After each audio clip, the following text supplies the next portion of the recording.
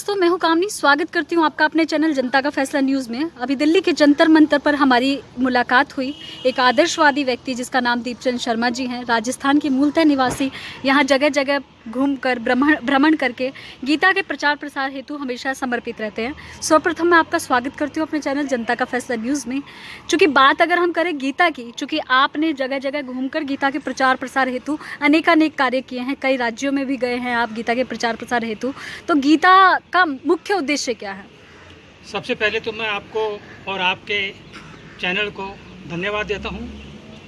और गीता का मुख्य उद्देश्य ये है कि अपने कर्तव्य का पालन करें। गीता का मुख्य सिद्धांत कर्मण्येवाधिकारस्ते, ये उक्ति बहुत प्रसिद्ध है। गीता का सिद्धांत ये है, सारे संसार में केवल एक ही समस्या है, नियम बन तो जाते हैं परंतु उनका पालन नहीं होता। गीता प्रत्येक स्थिति में नियम का पालन करना सिखाती है। इसलिए गीता पढ़ेंगे तो चरित्र बचेगा, चरित्र बचेगा तो देश बचेगा।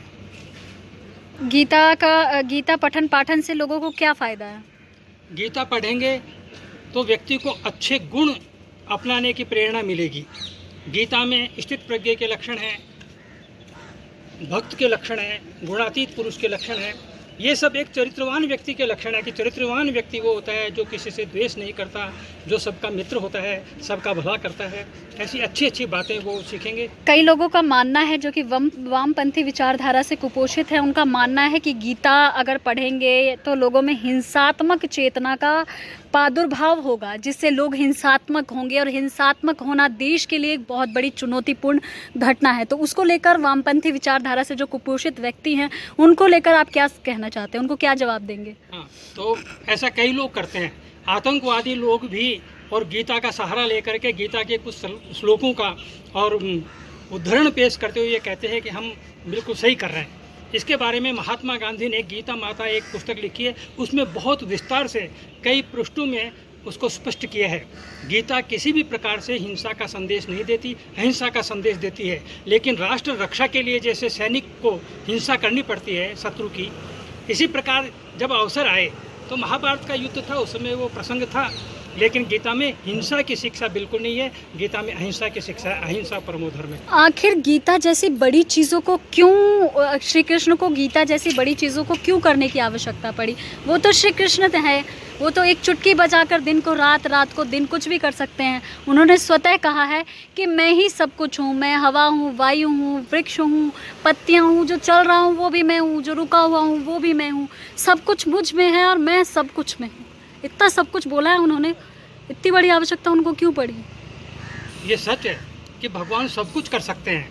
महाभारत के युद्ध में भी ऐसा है, भगवान कृष्ण यदि चाहते तो युद्ध को टाल देते। लेकिन भगवान का मुख्य सिद्धांत ये है कि भगवान ने मनुष्य को बुद्धि दे दी, सब कुछ करने की शक्ति दे दी। इतने इतने यंत्र मनुष्य ने बनाए हैं।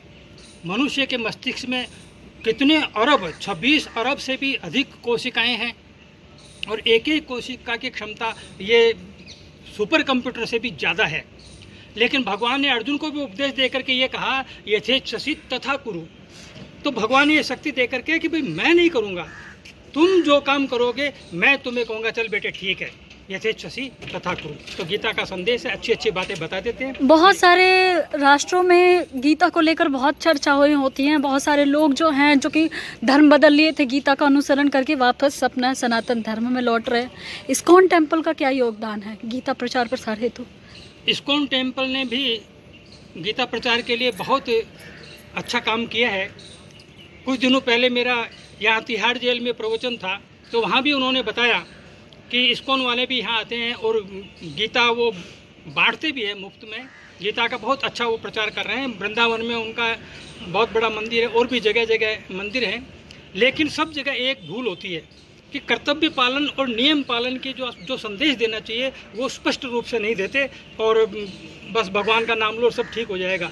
भगवान का नाम अपना। अगर आप बात करें भगवत प्राप्ति की, तो चैतन्य महाप्रभु जिसकी जो मूर्ति है वो जगन्नाथपुरी में समुद्र तल के पास में है, उन्होंने स्पष्ट तौर पर कहा था कि अगर आप अध्यात्म को नहीं समझ सकते तो केवल हरे रामा हरे कृष्णा, ये मंत्र उनके द्वारा दिया गया था कि अगर आप कर्तव्य परायणता को नहीं समझते, आपको संस्कृत नहीं आती, आप वेद नहीं पढ़ सकते, गीता नहीं पढ़ सकते, आप पुराण नहीं पढ़ सकते और रामायण नहीं पढ़ सकते, तो केवल एकमात्र ये शब्द हरे रामा हरे कृष्णा करके भी आपको भगवान जी मिलेंगे।